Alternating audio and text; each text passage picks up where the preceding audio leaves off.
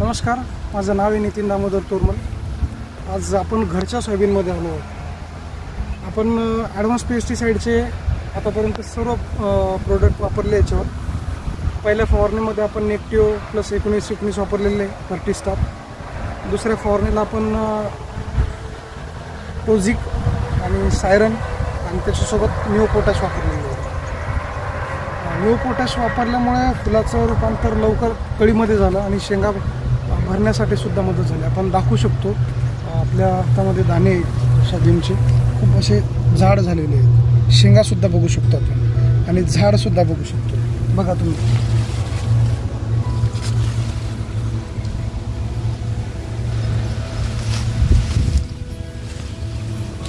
खूप जास्त प्रमाणात जाडी वाढलेली आहे।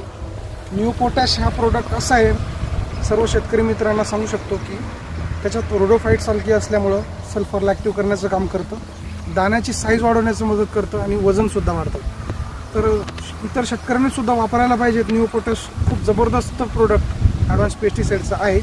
अळीसाठी एक सायरन नावाचं कीटकनाशक आहे आणि टोझिक म्हणजे ॲझोस्ट्रोबिन प्लस टिबोकोनाझोल हे वापरल्यामुळं ग्रीनरी खूप मेंटेन झालेली आहे मित्रांनो। ग्रीनरी मेंटेन झाल्यामुळं फोटोसिंथेसिस प्रोसेस व्यवस्थित झाली, त्याच्यामुळे सोयाबीनवर कुठल्याच प्रकारचा करपा वगैरे आलेला नाही आणि दाण्याची साईजसुद्धा चांगली होण्यास मदत झाली। ठीक आहे, व्हिडिओच्या माध्यमातून एकच सांगू शकतो की न्यू पोटॅश, सायरन, टोझिक हे शेवटच्या फवारणीमध्ये तुम्ही वापरा, खूप जबरदस्त रिझल्ट तुम्हाला मिळतील। धन्यवाद।